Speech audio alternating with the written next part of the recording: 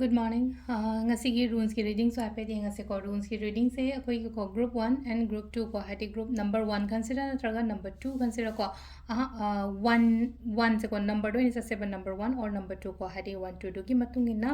hati runes ani katang ko se ko runes ani judagi kena tawraga ko group 1 dana karamba runes lake group 2 dana karamba runes lake habado atu yeng minara se ko atu group 1 ko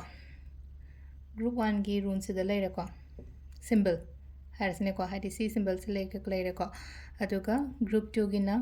sigi symbol se lere ko adu sigi symbol sing sina hadi symbolize to ise ke no do hapetang ei mayam da share to dirage ko ahambala iba symbol se ko ahambala iba symbol se la ise hadi yetnaraga leiba pot khumba leiragadi engonda lakpa phangba oina oibado adagi ahanamana keno ma pibiba ko piba do minus ru oi ko haidi ai akhoi gi ahanamana ga haidi keno ma sum akhoi da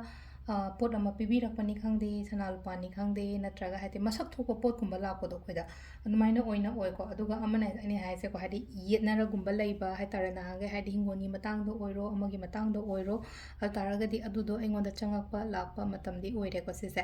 adu ahamba symbol sigi meaning sina sida leire ani subagi symbol b ko b man base ko b man ba means bird so khai petang dain tay ko hadi bird haragadi hadi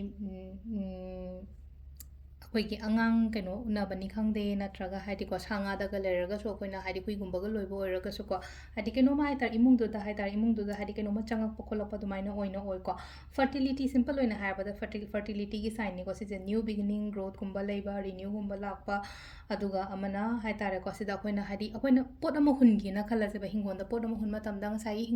ꯍꯤꯡꯒꯣꯟꯗ ꯑꯩꯅ ꯍꯨꯟꯈꯤꯕ ꯄꯣꯠꯇꯣ ꯍꯧꯒꯠꯂꯛꯄ ꯃꯄꯥꯟ ꯆꯥꯔꯛꯄ ꯀꯩꯅꯣ ꯃꯍꯩ ꯌꯥꯜꯂꯛꯄ ꯈꯣꯠꯂꯛꯄ ꯑꯗꯨꯗꯨꯅꯦꯕ ꯁꯝꯅ ꯍꯥꯏꯔꯕꯗꯀꯣ ꯑꯗꯣ ꯍꯤꯡꯒꯣꯟ ꯅꯨꯡꯒꯣꯟꯗꯒ ꯍꯥꯏꯗꯤ ꯀꯩꯅꯣꯝ ꯊꯥꯕ ꯑꯣꯏꯇꯥꯔꯁꯨ ꯑꯗꯨꯒꯤ ꯒ꯭ꯔꯣꯠ ꯂꯥꯛꯄꯅꯤ ꯈꯪꯗꯦ ꯂꯥꯏꯐꯇꯁꯨ ꯆꯞ ꯃꯥꯟꯅꯅ ꯑꯩꯈꯣꯏꯅ ꯏꯟꯚꯦꯁꯃꯦꯟ ꯇꯧꯔꯤꯅꯀꯣ ꯍꯥꯏꯗꯤ ꯐꯅꯕꯒꯤꯗꯃꯛꯇ ꯑꯗꯨꯗꯨꯅ ꯑꯗꯨꯒꯤ ꯄꯣꯠꯇꯨꯅꯦꯀꯣ ꯁꯤꯗ ꯑꯩꯉꯣꯟꯗ ꯆꯪꯖꯔꯛꯄ ꯑꯩꯉꯣꯟꯗ ꯃꯍꯩ ꯌꯥꯟꯖꯔꯛꯄ ꯈꯣꯠꯆꯔꯛꯄ ꯑꯗꯨꯝꯕ ꯃꯌꯥꯝꯗꯣꯀꯣ ꯑꯗꯣ ꯁꯤꯗ ꯂꯩꯔꯦ ꯑꯩꯈꯣꯏꯒꯤ ꯉꯁꯤꯒꯤ ꯑꯣꯏꯅ ꯔꯨꯟꯁꯀꯤ ꯔꯤꯗꯤꯡꯁꯦ ꯃꯌꯥꯝ ꯊꯦꯡꯛ ꯌꯨ